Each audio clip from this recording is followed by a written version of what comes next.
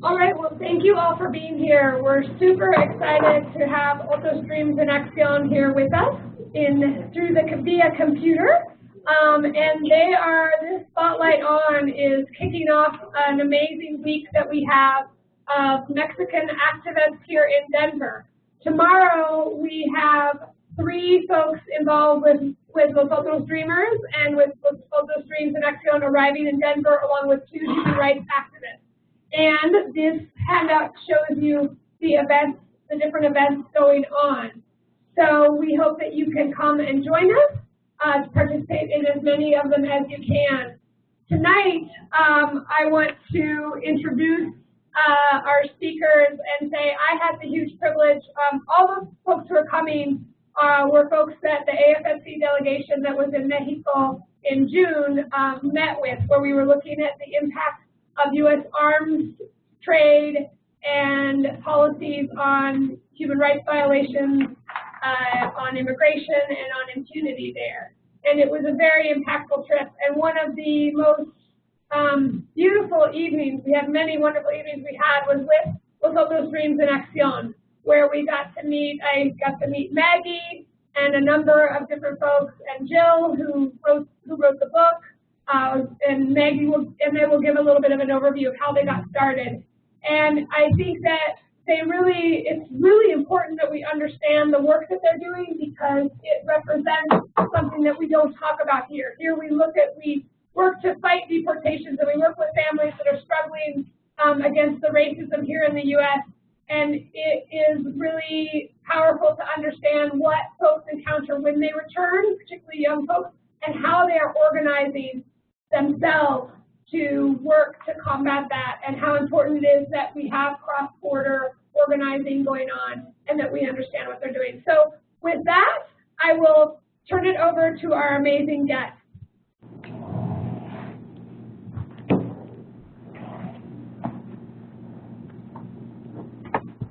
So I think one of the Victors is going first. Yes, Victor Salcedo. Victor, if you can hop in.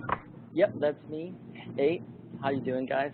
Glad to be here. It's a privilege to be able to come here and discuss with you guys everything that's going on, at least on behalf of every dreamer here in the United States, pre-deportation. But to kick off everything, just for the translator, I'll be speaking predominantly in English. My name is Victor Manuel Salcedo Herrera, and I am of Mexican descent, and I was born in Delicias, Chihuahua. I am one of the many individuals in the U.S. of foreign origin that has been placed into the categorical immigrant term, which is dreamer.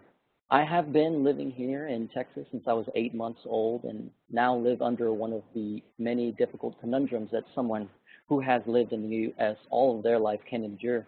And that conundrum is not knowing whether you will be deported to your country of origin, from which you have probably no foundation to fall onto. So now, before DACA, I was helping my mother and my 3 younger siblings since I was able to earn $1, albeit under the table. But living in the United States without legal status leaves a mark on you before DACA. And like any immigration case, there are lots of hoops to jump through throughout the whole process of trying to apply for DACA, never mind just following the strict guidelines of applying for DACA. But the moment I found out I was eligible and I would receive my employment authorization card, that's a work visa, the social security number for work, and the driver's license, I was beyond excited. In fact, I couldn't even believe it. I was finally going to be able to work, finally going to be able to go to school, finally going to be able to go start my life like everyone of my friends had the opportunity to. So the playing field had been leveled, and I got my chance to excel where I had been turned down before. And I have my DACA. I've had it for a little over 4 years now, and I live in fear because my DACA is going to expire in October. And I'm tired of being scared. I'm tired of hiding my true identity. I'm tired of losing out on opportunities because of my nationality. And I'm not embarrassed. I'm not ashamed. I'm proud to be Mexican. And with my DACA, I have been able to attend and pay for my college education. During the exploration of DACA, I took advantage of my work visa by earning a respectful job here in Texas as an IT network systems and data communication specialist. And working with this company allowed me to push the limits of technical applications in the commercial and government setting. That's what I do here. I also embrace my culture as a mariachi trumpet player. I play trumpet and I sing over on the Riverwalk in San Antonio, Texas, here. And since I've been helping my family, I haven't been able to keep a steady track of paying for tuition to graduate, maintain the DACA. And maintaining a DACA comes with a hefty price tag, and like most individuals like myself can only afford if you plan in advance to pay it out. And the contacts that I've made here in the United States regarding DACA, it's a difficult process. There's so many individuals like myself that are in that limbo, that state of limbo where you don't know whether you're going to be able to work again. You don't even know if you'll be able to renew and if you'll be accepted or rejected. When you're denied, what's the next step? If you're renewed, okay, awesome, but that's just temporary. It's putting a Band-Aid on a huge gash. It's just you have to do more work than just putting a little Band-Aid on a big amputee wound. Just to put that in perspective, it's bigger than that. A lot of people are struggling and they have to figure out what they're going to do next. What's the next step? So many people out there that have a job are losing it because they're not able to renew their DACA and have it in time to submit it and be able to keep working. And that's only for 2 years, so they have to do the process over and over again. So my DACA is gonna expire in October, but I'm looking for another opportunity. I want to push the boundaries.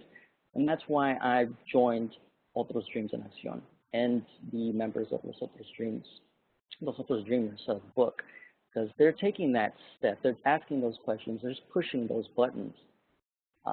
And with the U.S. government taking more and more of DACA-eligible individuals' hard-earned money, it becomes more sensible to make the decision to return to where they believe that we came from. And more, I feel as I should rather live as a free citizen in Mexico than a monetary slave here in the United States. At least that's what it feels like. And I've been privileged enough to have made several awesome individuals over in Mexico. Victor Hugo and Maggie here, the great people that have been able to talk to me and discuss with me what can help me throughout those next process. The whole process, the next step, it's helped me so much that it made me say I need to contribute more to this. I mean, from human rights activists to investigative researchers and skilled photographers across Mexico, I've been blessed to inform myself and others of the obstacles that I wouldn't have been able to see before making the decision to return. The group of individuals that are a part of Los Otros Dreamers, the book, and Otros Dreams and Accion have been tremendous in expressing the hurdles and their return and in opening their hearts for future returnees like myself. And I look forward to everything that's going to be happening in the future as far as comprehensive immigration reform. If we can get that far, that'd be a great leap for everybody here and everybody already returned over in Mexico to be able to come visit their families. I'm sure most importantly it's their families, but there's still a lot of work to do, and I'm glad to be a contributor to this organization. And with that, I'll pass the baton over to Maggie. Thank you, Victor. I think Victor Hugo will now be talking a little bit about his story. All right. Hey guys, my name is Victor Hugo Manuel Alcántara, and again, just as a reminder for the translator, I will be speaking in English. Before I tell you a little bit about my story, I have to say that I represent the other side of the coin that refers to the dreamers that are already living in Mexico. So a little bit about my story. My family emigrated to the United States back in 1997 when I was a 3-year-old child. It was my mother, my father, and I grew up in Las Vegas for about 15 years as a normal average kid, going to school, playing soccer, joining clubs, participating in band camp and things of that nature. So I grew up as a very normal kid. Everything changed, however, in 2012 when I turned 18. It was April 6th, and 6 days after my 18th birthday, my father was detained right in front of our house, and it was a very traumatic experience, I can say. The thing is, I was very young still. I think I was sort of very attached to my parents since I'm an only child and whatnot. And having to go through that, having to see my father detained by immigration was horrific because the way they treat people when they're being detained isn't very nice. I remember the story like it was yesterday. I was getting into my car, getting ready to go to school, and my dad was getting into his truck, getting ready to go to work, when I noticed two individuals approaching him from behind, and they looked and seemed rather suspicious. So I stayed for a bit, and then I saw them push my dad towards his truck, and immediately my first thought was, oh, they're probably trying to mug him or something. So I run out of my car screaming, saying like, hey, what are you guys doing? And immediately they pull out their little badge that said ICE. Actually, I don't remember what it said, but it was just a badge, a police officer badge. And they told me, oh, your father is being detained by immigration.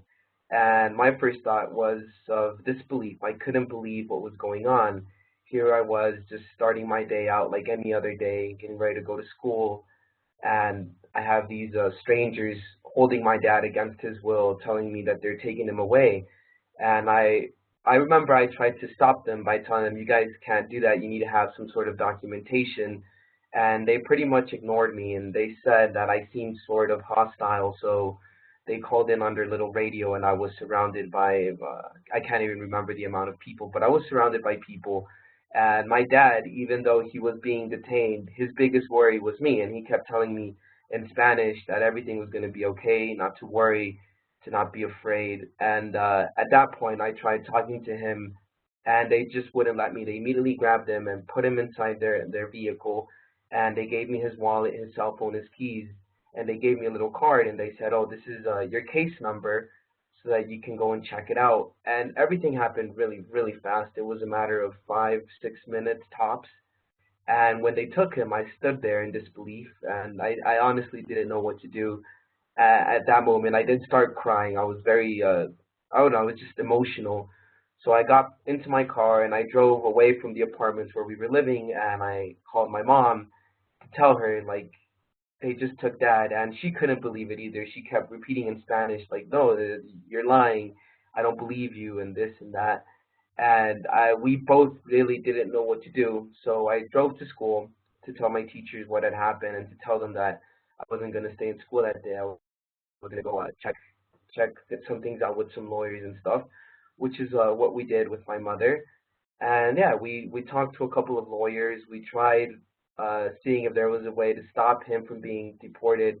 I mean, we've been living in the United States for well over 15 years. We were well accustomed to the culture. And my dad did not have a criminal record. We were just an ordinary working class family. And all of the lawyers told us the same thing, that my dad was going to be deported and that really there wasn't anything we could do. So this happened. He was deported ultimately on April 17th. And my mother and I were left with the choice of either staying in the United States or moving back to Mexico in order to keep the family together.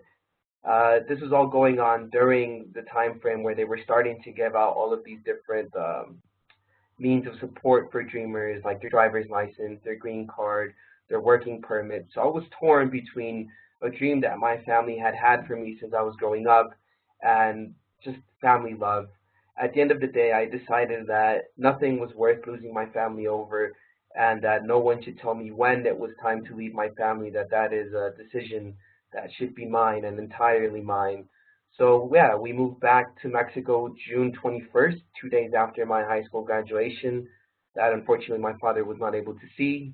And yeah, so once we moved back to Mexico, we have to go through this process of adapting to a country that you're not really familiar with. And for me, this was a pretty big challenge at first. You have to get used to speaking Spanish all the time. You have to get used to a lot of different things, a lot of things that you're not used to. But I think at the end of the day, what was most important to me was the fact that I was able to keep my family together. And now I've been living in Mexico for about 4 years. Thankfully, I was able to get into school, into university, which a lot of returnees aren't able to do, so I'm very grateful for that. I actually graduate next year, and my parents are, again, very excited for that. I've worked in Mexico as an English teacher for various institutions, and I've actually had the opportunity to travel to different places as an English teacher. Doing all of this, I thought that I had been a productive citizen here and I didn't have any criminal record in the United States. So last year, actually no, earlier this year, I decided to apply for the visa. The thing is, I had gotten accepted to this internship in China where I would be teaching English for about 2 or 3 months, and my flight would have been cheaper if I had my US visa so that I could have a connect flight from the US to China. So I go to the United States Embassy and I had a recommendation letter from the Chinese company. I had documents proving that I've been a working and productive citizen here in Mexico, that I'm a college student, that my parents are doing pretty well for themselves here in Mexico. And when I get to the embassy, I'm very excited. I'm thinking, oh, this is going to be my redemption story. I'm going to be able to go back and visit my friends and family that I left back in the US. And I get to the front of the line, and it's my turn, and I go up, and it's a lady, and she asks me, oh, so you lived in the U.S. And I told her, yeah, I grew up in the United States, but I've been doing all of this here in Mexico. And she asked me, why are you applying for the visa? And I told her, well, for starters, it would really help me save some money for my connect flight in order to do this internship in China. And also, I think it's time for me to go and say hi to some friends. She did not take the time to look at any of the documents I had brought with me. She just shut me down, and she said, basically, this is what she said: you need to be married, you need to have your college degree, and you need to have a family in Mexico so that we know that you're not going to stay in the United States. At that point, I tried telling her I've traveled before, I've been to other countries, and I always come back. I don't think that's a fair reason. And yeah, that's basically all she said. And in a matter of 4 minutes, without having looked at any of the documents that I had presented, I was denied my U.S. visa. But I mean, it's okay. I think that now it's opened my eyes to a bigger problem, and that is that it just seems like we can't get a break, you know? I mean, I decided to come back voluntarily. I've done everything right by the book, and even then, it wasn't enough to get the U.S. visa to just visit some friends. But at the end of the day, I can still say I'm better off than most of my other returnees. And now I decided to get involved with Otros Dreams and Accion in order to help other people and just to raise awareness on the issue. Well, yeah, that's pretty much my story. Sorry, I dragged it out a little bit, but yeah, I'll pass it on to Maggie. Wow, thank you very much. First of all, I would like to really thank everybody. I mean, Jordan, Gabriela, everybody of y'all that are in the audience. I really appreciate you taking the time for being here. It really means a lot just for you to be here. My name is Magdalena. People call me Maggie Loreto.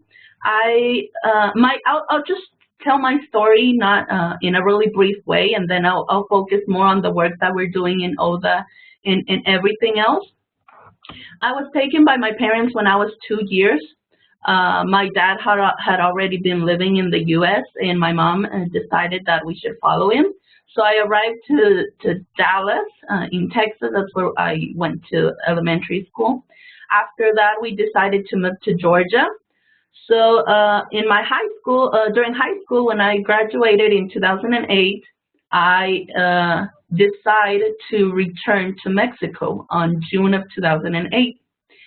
I went through a period of trying to find ways so I could stay in the U.S. All the doors started to close, so that's why I took that decision. It wasn't an easy one, but it was basically the only option I had in that moment. So in June of 2008, I am back in Mexico. That's when I decide to return. And now I'm living in San Luis Potosí, which is my birth state here in Mexico. And I have been living here for 8 years already. I went through this whole process of adapting, as Victor Hugo mentioned, adapting to Mexico, to the country. It wasn't an easy way, but 5 years later, I meet Los Otros Dreamers. which back then was barely starting. Jill Anderson, Dr. Jill Anderson, who you will have you'll be meeting this week. She was the first person that started to hear these stories in the city of Mexico. And she did like a questionnaire asking for who wanted to participate in the book, Los Otros Dreamers. So I sent in my story, and I answered all the questions. I was introduced to her. We started talking. Everything was happening through social media. And that was Los Otros Dreamers 2 years ago, actually just yesterday, 2 years ago. Oh, no, wait, today. Today's the second anniversary of Los Otros Dreamers. 2 years ago, we presented the book in Mexico City.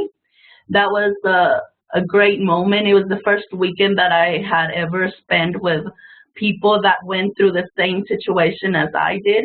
We spoke English. We walked through Mexico City, talking about basically anything. I mean, food, memories, culture in the U.S., so that was pretty awesome. And a year after the book is launched in 2015, in October, Jill invites me to go present the book to Northern California.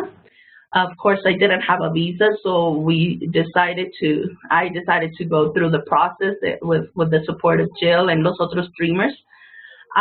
Just like Victor Salcedo mentioned at the beginning, I think he is in the process, in the pre-process of possibly returning to Mexico. That is the process that Victor Hugo and I myself, and a lot of people have done in the matters of taking the decision. So I think that's important, and I really appreciate the testimony of Victor and how he tells us about the situation regarding DACA and all the issues around it. And Victor Hugo also, he really explained everything, and it was, even now, I was heartbreaking just hearing the story, and I've known him for months already, but it's totally different when he's telling it. In October, I also went to the U.S. Embassy. It was this place that I had already passed several times, and I was daydreaming that one day I would be inside. So when the day finally got here, I was so excited, and I also went up into the window and I talked with the agent. And at first, I thought she wasn't going to give me the visa, because she also started asking me these questions like, oh, you lived in the U.S., oh, you speak English, oh, why did you come back, or all those questions, and then repeating them to see if I would do a mistake or I was lying. At the end, she left, and she left my passport there, and she said, I need to talk with my superior because this is a special case. And at that moment, I was sure I wasn't going to get it. Luckily, she comes back and says, I'm giving you a 10-year visa. I'm giving you a 10-year visa. And I'm like, wait, is this only for the event? She's like, no, it's a 10-year visa.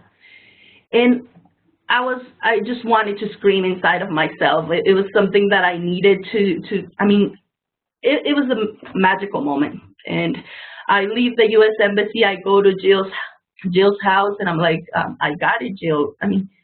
There's no words to describe that moment. And I really want you to visualize this moment and what it meant to me to getting this visa approved.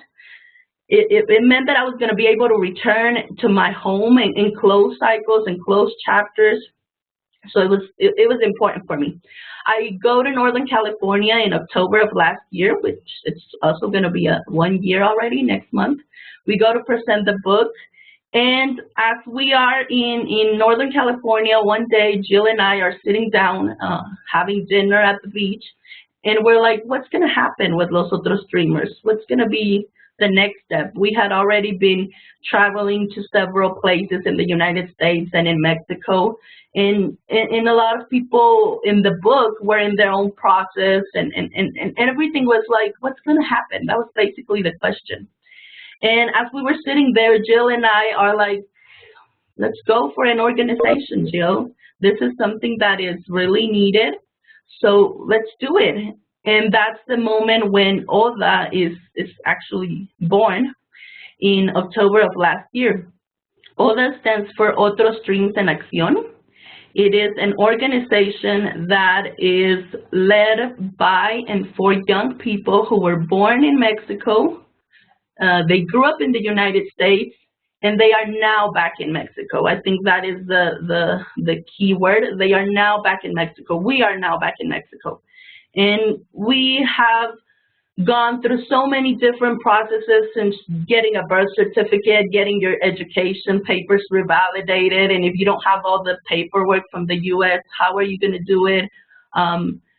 Getting adapted, dealing with the stereotypes in Mexico, the stigma that is in Mexico, dealing with society, but dealing also with the government. The government in Mexico is not supporting us.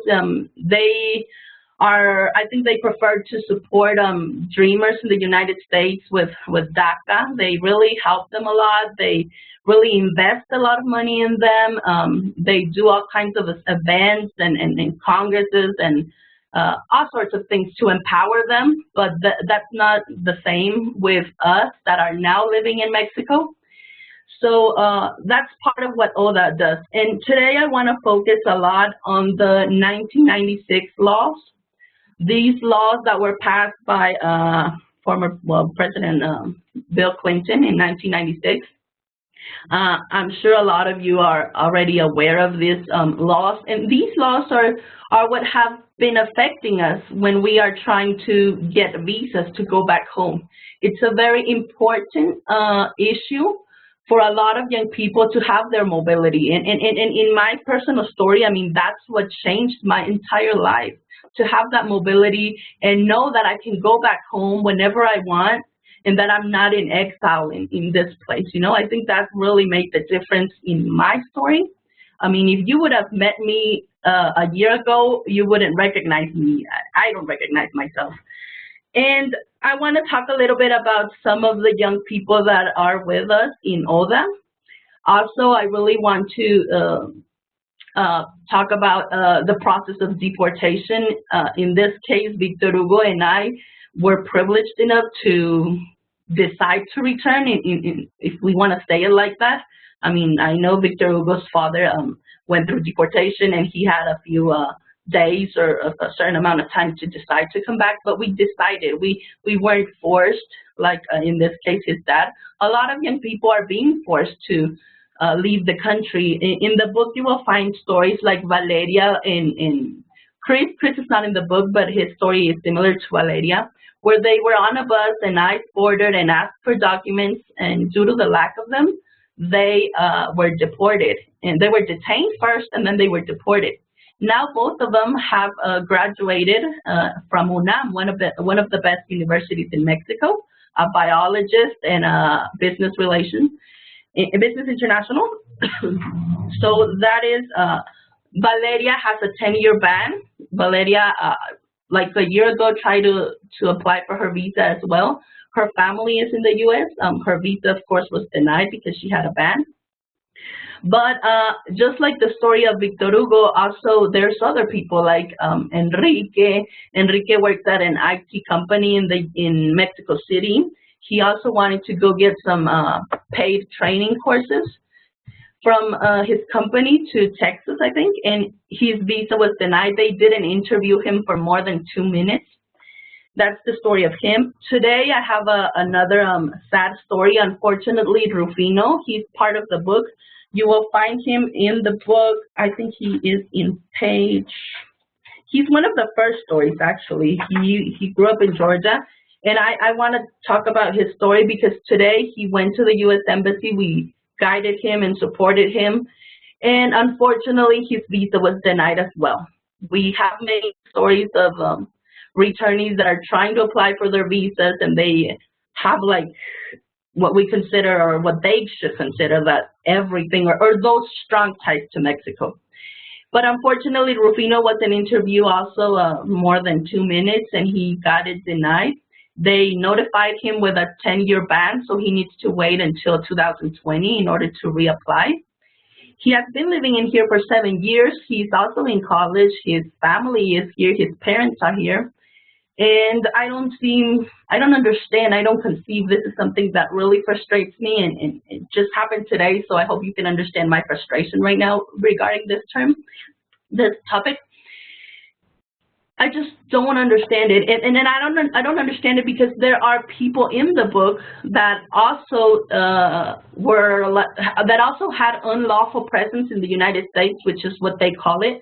The 1996 laws gives us a 3, 5, or 10-year ban if we had unlawful presence. We have people in the book that had that unlawful presence, but they got their visa accepted. So I don't understand why some people have it accepted and why other people have it denied. I mean, I know it's totally under discretion of the U.S. Agent, but it's not fair. It's not. There's no justice. It's totally about discrimination. We have noticed that it usually happens with males, young males, dark-skinned young males. They don't.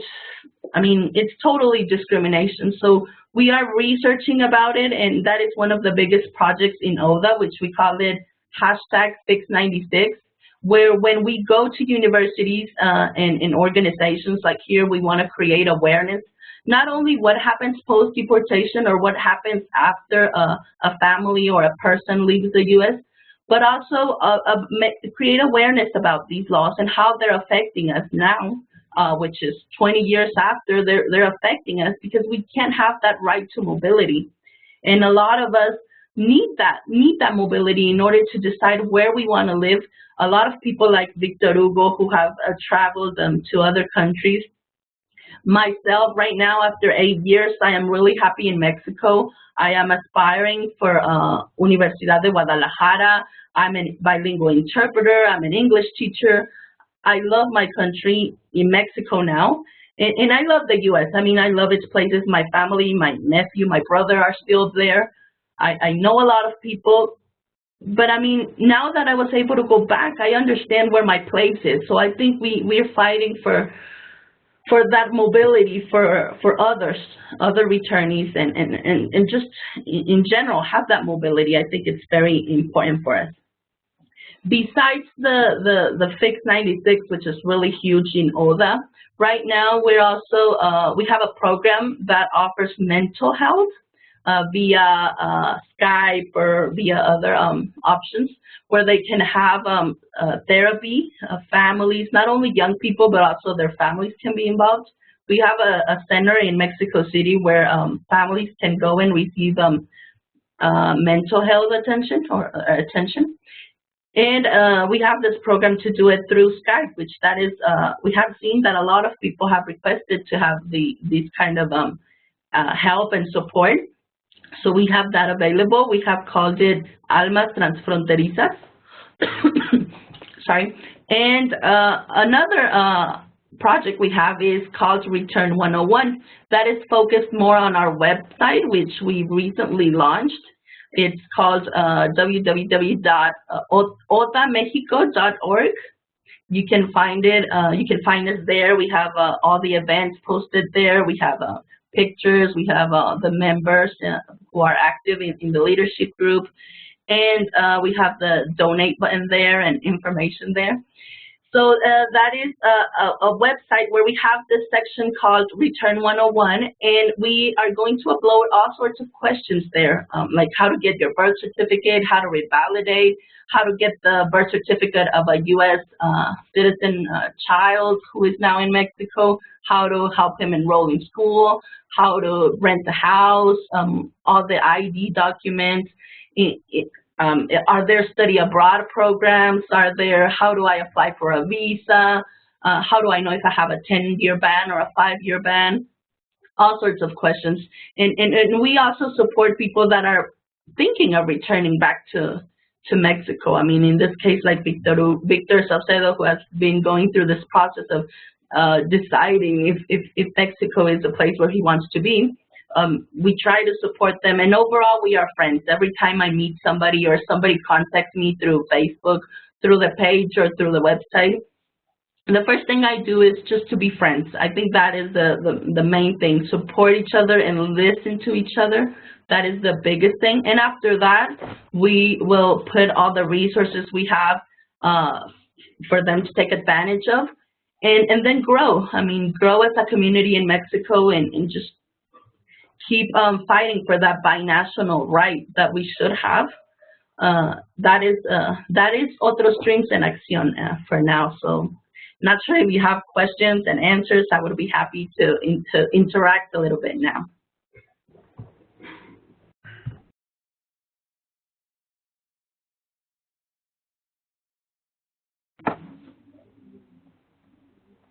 So should I pass the word to Gabriela or Jordan? Yeah, thank you so much, Maggie. Can you hear me? Yes, we can.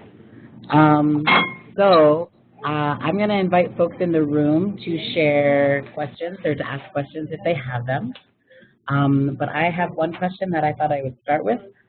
And this question is from, well, I'll let David ask his own question. So my question would be, what advice would you give to a dreamer without a visa who was not granted for dealing with that sort of maybe frustration? Okay, just to clarify, you mean a dreamer within the U.S. or a returnee or returnee in Mexico that wants to get a visa? Someone that's returning in Mexico. Okay. Currently yes. in Mexico and is trying to return. Yeah. Okay. Yes, that is actually right now I'm dealing with that frustration, and I mean, even though I was accepted with that visa, I went through those moments of thinking, man, I'm going to get it denied. So I know how it feels to get it I mean, I was sure I was going to get it denied, so I think I can really relate to those feelings. And I was barely talking with Rufino right now, and I'm like, how do you feel? He's like, well, I feel confused, I feel angry, I feel frustrated, I feel sad. And the only thing I told him was, we got to keep fighting, and you're not alone. We are here to support each other, and that's what gives me more energy to fight for our binational rights. I don't think there's much I can do to make him feel better, but just the support and the backup of Otros Dreams en Acción with him, I think that is the only thing we can do now. Can I just jump in real quick? As someone that actually had their visa denied, I know what the process is. I went through it myself, and of course, the first thing that comes to your mind is just anger. I felt very angry. I thought to myself, this is the country that raised me. This is the country that I have a lot of love for, and yet I'm being denied entry for literally no reason, no logical reason. But I think when we use that anger and all of the emotions that come with it, and we turn that into positive thoughts and, more importantly, positive actions, it helps us become better people, better individuals. And at the end of the day, I know I will be granted my visa, even if it's not today, tomorrow, next month, next year. At one point, I will get it, and I will return, and I will be able to visit. And I think that the best thing someone can do when they're denied is just to keep a positive mind, keep a positive attitude, and keep working hard in order to get that approval in the future. Thank you, Victor. I know we have one question over here. Anyone else have a question? And maybe if you could introduce yourself, just in case there's folks that are listening online. Debbie, Kathy wants you.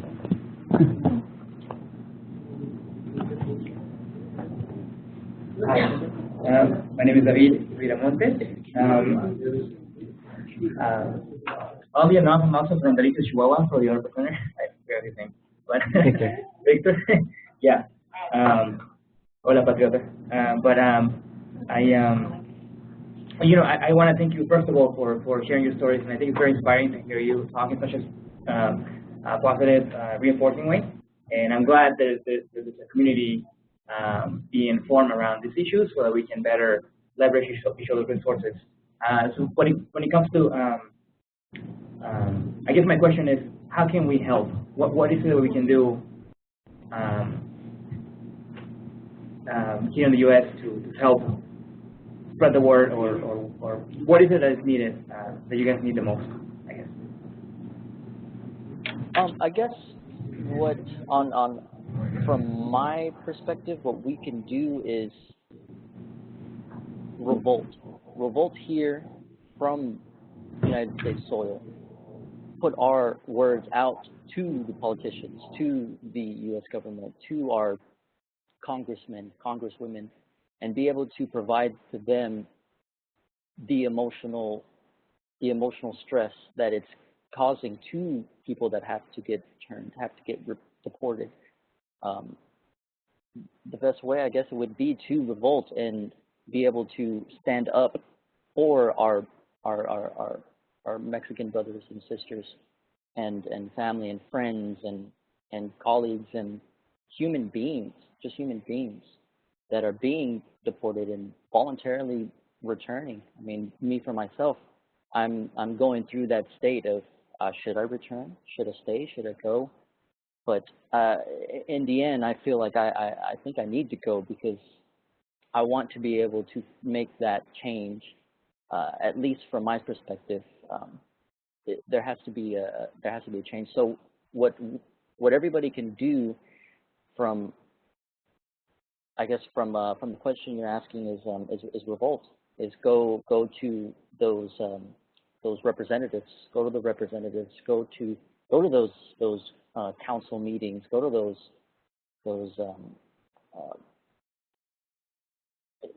I guess, yeah, bring out that voice, go to meet different people, different DACA recipients and denied DACA holders. If they didn't get their DACA, they're most likely going through a pretty hard moment in their life. They may get deported. It's a difficult process. It's a difficult time for anybody that's going through the process of trying to find out whether they're eligible or not, or just renewal. For myself, being able to go through that renewal process, it's hard. It's demanding. It's financially demanding. It's mentally, emotionally demanding. Reaching out. I don't know if you yourself are a DACA holder or if you already are a citizen here in the United States, but yeah, going out there, getting your word out.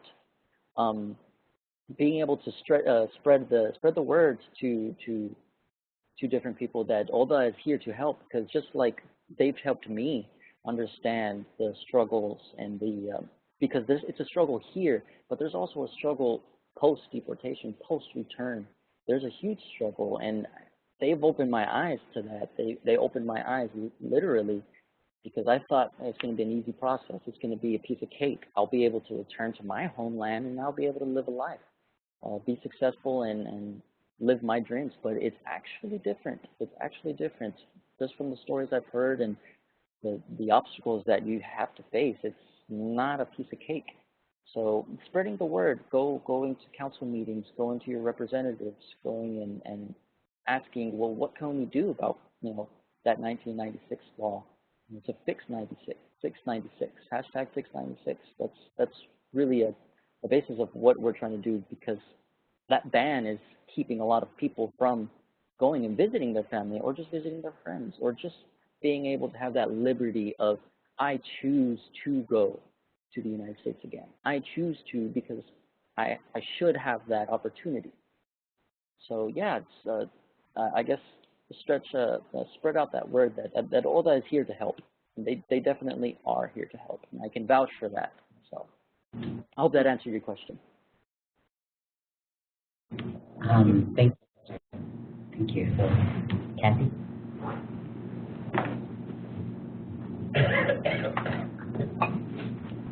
Hi, my name is Kathy Bucher, and I live here in Denver, but I've spent a lot of time in Mexico, and I've actually met a lot of the people from Los Otros Dreamers mostly about 3 years ago in Mexico City. I met Jill and a lot of people from Casa de los Amigos, and I know Valeria. I had a long conversation with her one time and heard a lot of her story around about the time that Jill was interviewing her, and I think her story just tells so much about very worst kinds of things that can happen with deportation. I mean, I know there are a lot of really horrendous stories, and hers is certainly one of them. And other people, Maru, and I don't know if she's still in Mexico or not, and Moy, and I understand he's in medical school, I think. But I just want to thank you for all the work that you're doing and the ways that we can connect. I think this has to be an international struggle. There's no other way. Mexico, the United States, a lot of other countries, a lot of Central American countries, people are all fighting the same kinds of injustices.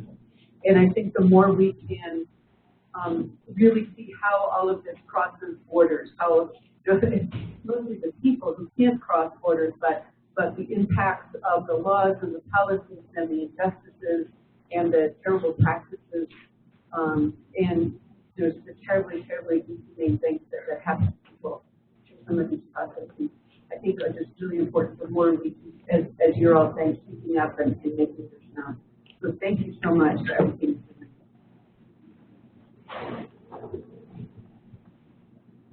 Thank you, Kathy.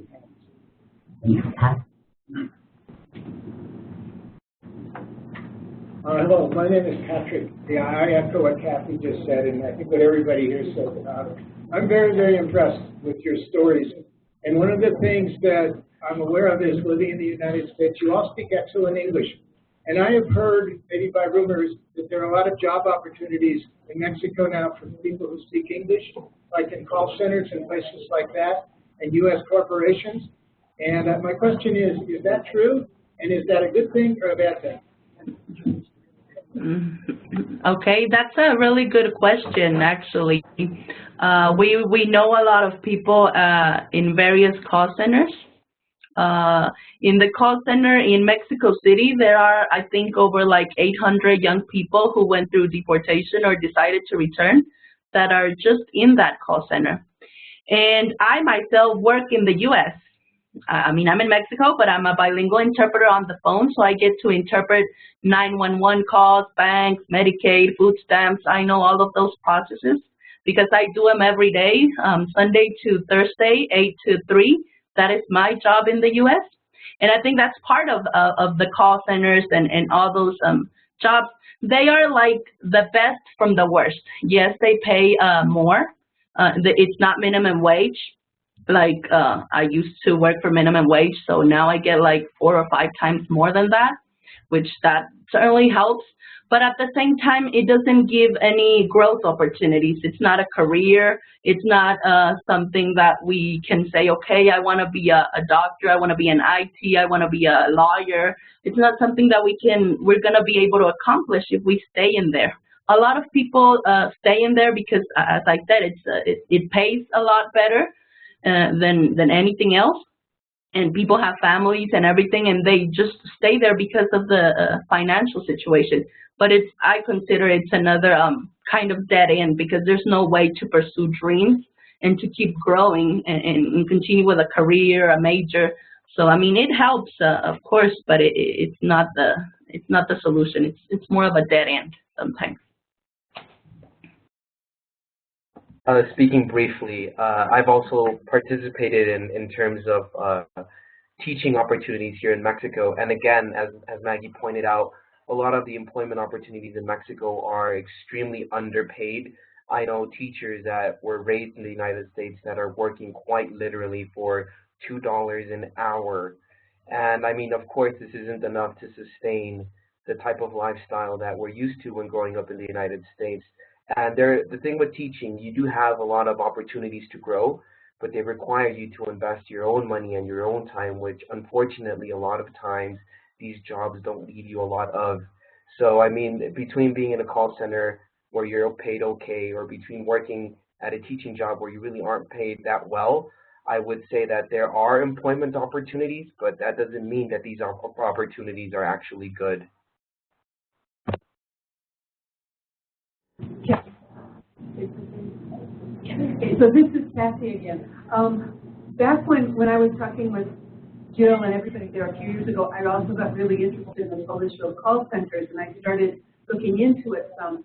And a lot of the major call centers, at least in Mexico City, their main headquarters are in the United States. And one of them, and I can't remember which one in Mexico City, the headquarters is in a suburb right outside of Denver, where we are in the Denver Tech Center in Englewood, 50 miles from where we are right now. I don't remember which one it is. There's a great big building that's next to the Monumento a la Revolución there. Teletech. And but anyway, what I was looking at, the clients for these call centers are like Budget, Rent-A-Car, Bank of America, all these U.S. companies that have made the choice to send all their call center work to Mexico precisely because they can get really well-qualified bilingual people for a fraction of the price. And so I looked up here, the starting salaries in the United States for some of those jobs are somewhere like about $12 to $16 an hour. And of course, that's 3 or 4 times at least what really experienced people in Mexico are earning. And so it's one more example of, you know, it can be factories and sweatshops, or it can be call centers. And I also understand from the call centers that they make a real effort to get people to really have very U.S.-sounding English and, you know, all of those kinds of things. And people who might, you know, have an accent that callers from the U.S. don't associate with somebody from the U.S., they get a lot of really discriminatory racist flack a lot of times. Yeah. So I just think that whole thing of knowing that call center jobs get shipped to Mexico because of cheaper labor, so I think that's something important for us to know. Yeah, definitely. No, I don't know if she does.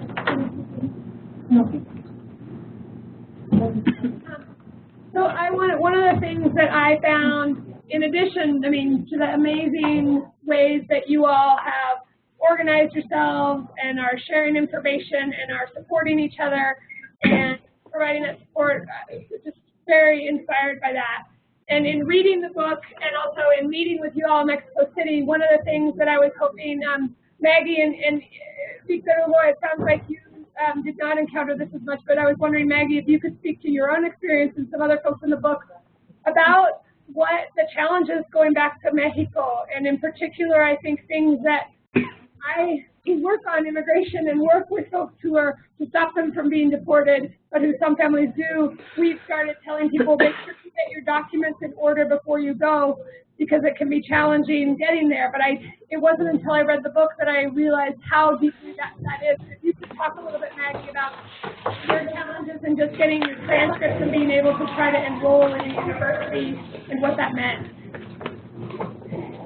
Yes, actually, I have my revalidation papers right now here. These are like the most desired documents that we as returnees, it took me 5 years to have these little papers, and it's just my elementary, middle school, and high school. As you can see, they're like really plain. I mean, they just have my name and my grade, but they're valid from Sept, which is the education institution here in Mexico. I just picked them up because my college decided to shut down. So since they shut down, my major was incomplete, so I had to go get my papers back. But that is one of the biggest obstacles, the revalidation of our education in the U.S. It has been a topic that has, I mean, it's a really huge topic here in Mexico, because in my case, I thought I was, I mean, I knew I was Mexican citizen, but I thought I would have access to all of the rights. Immediately, I was like, okay, I'll step Mexican soil and I'll just be free. But I get to, I wanted to go to college, and they tell me, oh, sorry, you don't have all your documents. You need to go back to the U.S. and get them sealed. Go to the state, your state capital, and get this special apostilla, they call it in Spanish. And then notarize it, and then translate them. You got to pay an official translator also here in Mexico, so they can translate them into Spanish. And once you come back from the U.S. and bring me those documents, we can start the process. Unfortunately, a lot of people cannot go back to the U.S. to get these documents, of course. And I was lucky enough that after like 4 years, I was emailing my elementary school, my middle school, my high school, back and forth, just emails. And then finally, my brother was able to go pick up all of the envelopes at the various institutions in the U.S. and then go to Atlanta in Georgia and get all those papers and then ship them to Mexico. And I think it was last year when an organization that works with migrant women and families, it's called IMUMI. This organization pushed the government, the Mexican government, was working with them a lot and insisting for them to eliminate this apostille and the need of a translation. And they finally did it. I mean, they eliminated this requirements up until high school. So supposedly you don't need to have those documents sealed anymore, and you don't need to pay a translator to do that work anymore. Supposedly, because when you go to every state and every small community, they are still asking for them. So there's a lot of work to keep pushing there so that they will actually respect this change to the law in Mexico. This doesn't happen with college education in the U.S. If you want to revalidate your college education, it's not as easy because you need to have a 75% equivalence of your study plan. With a Mexican university, it has to be the same with the American university, which is totally insane because there's no way a study plan will be like 75% the same. And the GED is not even accepted in Mexico. I mean, they don't know what a GED is. So, I mean, that's totally insane as well. So there's a lot of going on with the revalidation process. And I mean, the rest of the documents, I think once you learn to navigate, you can get a birth certificate, you need an ID, because they don't even accept the one that the consulados give, the green ones. I don't know if they're still the same. Matricula consular.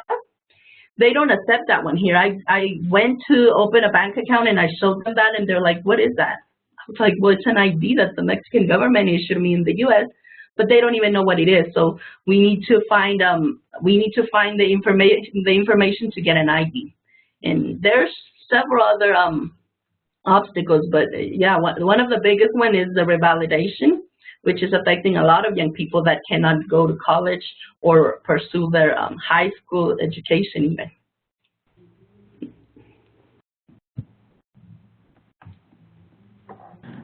Thank you so much, Maggie. I actually have a question from online, and my dear friend Judith Marquez asked about the Bring Them Home campaign that happened back in 2014, and how you all felt about it, and if you thought it was effective. And maybe talk about it a little bit for folks who don't know about it. Yes, that was that is an awesome event. You're going to get to meet Claudia Amaro. Claudia Amaro is featured in the book Los Otros Dreamers. And Claudia is she's a great person. She is an activist. She lives in Kansas now, and she was able to return through the Dream 9. That was the first Bring Them Home campaign, where there were 9 dreamers who went up to the border. And you're going to meet her. She arrives on Wednesday. She's living right now in Wichita, Kansas. So that's going to be great. She has a radio program. She works a lot with her community in Kansas. She's doing a lot of work. Her husband was deported as well, and she decided to come back with him. But after 8 years of not being able to adapt, she decided to join the Dream 9, which was the first campaign from the Bring Them Home. And she requested asilo político, the politicized one. And she is now in her process in Kansas, but she's now with her family. Her husband spent 2 years in a detention center in Eloy. He was 2 years fighting for his freedom, and finally last year he was released. So now they're united. They have a son. They are happy in Kansas. They're fighting for their community. They work a lot with immigrants as well. And Claudia's is so excited to be in Denver. I think that's where she did her high school. So it's going to be great for her to go to Denver and spend time with y'all, and you're going to love to meet her. But she's definitely an example of Bring Them Home. And that is the first campaign that actually I have seen that somebody asks and does something for us on this side. When you asked about what y'all can do in the U.S. to support returnees and deportees, I mean, Victor did a great job in saying that you need to vote. That also now, if you are Mexican, I mean, you can vote for the Mexican government as well. So you can elect politicians in Mexico now. If you go and get your ID from the Mexican consulates, you can also vote for us over here and try to make better decisions in terms of electing our next president or whatever. I think that's something y'all can do. and I mean, vote in the U.S. as well. But this campaign was something that I said, oh man, somebody is actually thinking about bringing them home. And a few people from California, I think they came back, even though they were not sure that they were going to be able to return to the U.S., but they did it to gather all these people. And I myself was about to do it. On the third one, I was about to send in my application and in my paper, but something at the end just told me I shouldn't. But I mean, that gave me a lot of faith, so it's been really, really nice.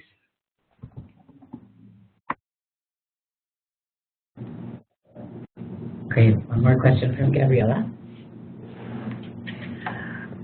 One of the things I also really appreciate about the book, Los Otros Dreamers, and about ODA is that folks come from all different backgrounds, and some people have criminal records and some people don't. As we know, the system in the U.S. criminalizes folks, particularly people of color in this country, and it's something that we within AFSC are really pushing the immigrant rights movement, that it shouldn't just be the model immigrant that is eligible for citizenship and for being fully part of our communities, that everyone, there's redemption, everyone deserves second chances, and also that a system that criminalizes people is problematic. And so I wanted to just talk, if you guys could talk about how have you dealt with that in ODA, and what has that meant for you, and have you confronted folks who have felt like folks who have criminal records should not be part of the group, and how do you address that, address the humanity of everyone? Yeah, not sure if one of the victors want to say something about it. Yeah, I can discuss a little bit about that. So looking at myself, as you can see, I may be perceived as the model citizen, but I'm not. I'm just a regular person, just like anybody. And back in New Year's Eve, I made the mistake of going out with friends and having a drink and driving, and I ended up getting in trouble. Wasn't drunk, but ended up going through that whole process. That's a process that I've been fighting for right now. So immediately I thought to myself, I'm going to leave. I'm going to go figure out my own things in Mexico. But meeting these people at ODA, they've been able to talk with me and say, look, let's try to find out a different way. Let's try to find out a different path. So throughout that, what I'm doing is fighting just to ask the question if it will change anything, just applying for DACA renewal. Because there are guidelines, but if you make the right choices as far as immigration in the courtroom with your attorney and with the different policies that are there, if you make the right choices and you ask the right questions, different things happen. And so far, it's been that way. It's been that way for me. So what I'm doing is different. It's different. It's not your traditional, okay, so this guy, he's got nothing on his criminal. I don't have anything else on my criminal record. Nothing else. This was a mistake. This is just a mistake that I had made. And with that mistake, I'm able to find out, will they or will they not accept my renewal? Because if they don't, then that'll be able to show to everybody, okay, well, if this happens, there's some logic with that for us to understand. If this happens, that happens. If they see that it was a bad thing, then they won't let it go through. If they see that he's a good person, as a human being, he's a good human being, he just made a mistake, then we'll be able to see what goes on with that. But I hope that kind of answered your question a little bit. Just to that is here in Mexico. I mean, in the book you will find testimonies of people that have some sort of criminal background, as Gabriela said. I mean, it could be shoplifting, it could be drugs or something. And in part, that is why the book is called Los Otros Dreamers, because not only because we are now in Mexico and we do not fit into that tiny box of a perfect dreamer, we are in another dreamer because now we're in Mexico, but also another, it's referring to those people that may have some kind of criminal record. But we have seen, and I know a lot of people that did mistakes, that they went through some mistakes in the U.S., and that they possibly could have gotten deported. Yeah, a lot of them got deported, but now they have a family and they're working and they're wanting to go to college and they're wanting to continue their education, and they're building a new life here in Mexico. And they deserve to have that binational right as well. I mean, if we did a mistake when we were young, I mean, okay, we should. If we were white citizen people and we did a mistake like that, we would probably need to pay, something. There would be a consequence, but we wouldn't be kicked out of our country, you know? So having this criminal records or whatever should not lead to being in exile.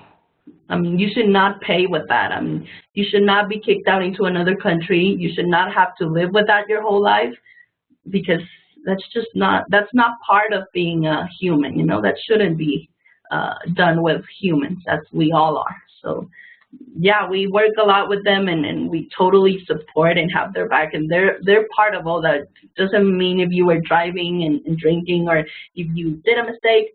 I mean, the thing is who you are now and what you're fighting for. So I think that's the point here.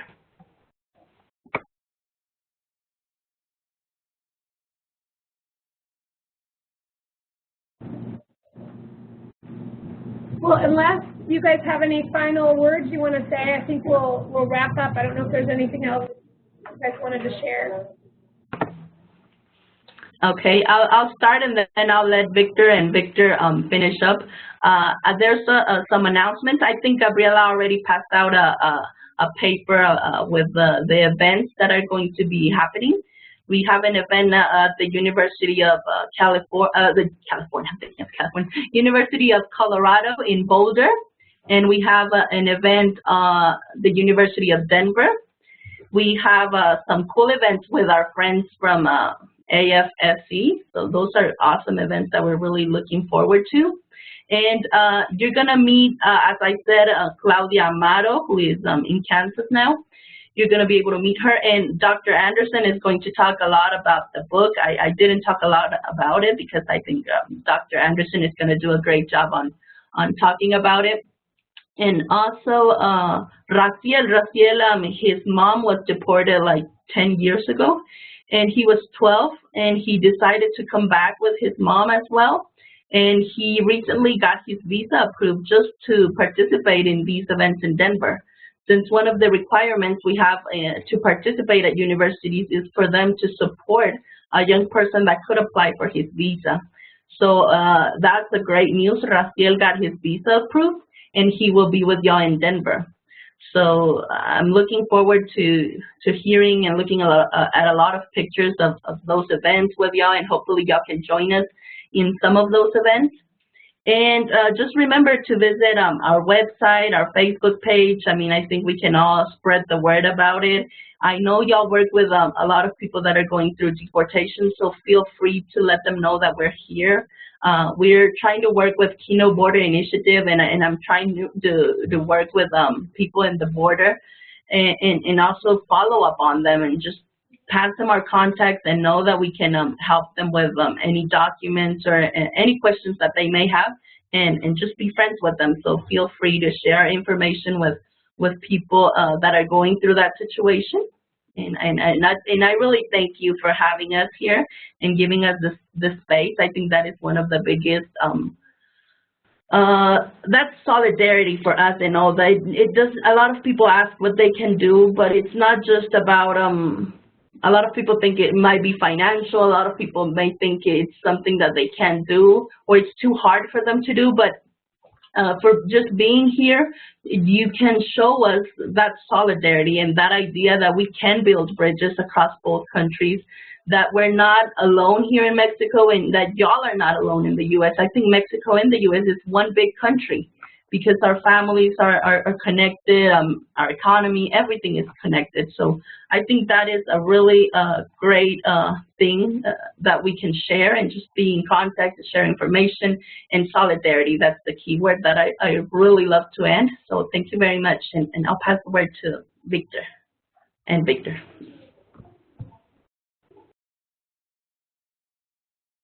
All right. In closing, I think that it's important for all of us to keep in mind that history does repeat itself. And throughout our history, we can definitely see instances where specific groups are targeted and discriminated against. We've seen it before with African Americans, with Jews, and I think now we're seeing this happen to a lot of Hispanics in the United States. And if one thing that we've learned from history is that regardless of how much hate is spread, regardless of all of these different things that go on, people, human beings in general, are always able to rise from the ashes and grow. And I know that sometimes it may seem like the skies are gray, but I definitely think that the future is looking bright. We are seeing a lot of people getting involved, and I think this is an important first step to get to the next step, which is basically building our own wall, but a wall of solidarity between ourselves and people still in the United States. And I just want to thank you guys for listening to us, and I hope you have a wonderful day. Yeah, and just to reiterate what Victor Hugo and Maggie said, I guess the key word here is solidarity, and I like what Victor Hugo said, just building a wall of solidarity instead of building other kinds of walls. So, but most importantly, it is about the people over there in Mexico that are struggling, because some of us have it pretty good over here in the United States. And we have to try to connect with people over there and connect with the people that are having to go back to Mexico, not because of their status, because they have DACA and they're considered a dreamer, but because of the situation that they may be in. So helping all those kinds of individuals, that's what we're all about. That's what we're all about. And thank you very much for having us talk to all you guys, fine people. Thank you. Well, Victor Hugo, and Maggie, I want to thank the three of you so much for being here with us this evening. It would have been great. I wish that we could have all be in person, but this was the second best, and we're so excited to have Oda here with us in person starting tomorrow evening. So thank you. And I want to remind folks, I just think you touched on so many critical issues. And as we do work here in Colorado to both change the system at the federal level and work at the local level, accompanying families, the experiences that you all have are critical to that, and it's something that I think we'll be reaching out and continuing to build with on that. And I also want to thank you for kicking off our week of action of our Mexican visitors here. And I think the upcoming events that I hope all of you can attend, as many as possible, they're all different and varied, but touch on a lot of the themes about, I think what came out here too is like both of our governments, I think Jill says it well in the book. She says, she opens the beginning, many folks talk about the way our immigration system works in the U.S. and in Mexico, that people are neither ni de acá ni de allá. And what Jill talks about, which is not from here or from there, and what Jill talks about is being de aquí y de allá. And I would say the work that Oda is doing is really embodying that and making it so that people are from here and from there. And that as we, this week, as we explore the role that the two governments, U.S. government has played in selling arms to Mexico and training police who are murdering, massacring teachers and disappearing students, that we as U.S. citizens and folks who live in the U.S., we need to be speaking up and saying that needs to stop. And as we also see in Mexico, where the Mexican government is now enforcing their immigration laws to even further degrees and violating the human rights not only of Mexicans, but also of Central Americans who are coming through, that we need to be talking cross-border, that we need to be thinking, how can we make these changes, and how can we, what is our responsibility, all of us who live here, to do the things that that Victor talked about in the beginning of speaking to our government. So please join us the rest of this week, and I'm also really looking forward to sharing. We had a group that loved experiencing this with you, but want to see if we can share it on the web because your words were all so powerful. So thank you all, and we do have 2 more books left. All the rest have been sold. Please make sure you pay me so that I can pay ODA, because this money goes back to them. So thank you all so much, Victor, and Maggie. Thank you. Thank you. Thank you.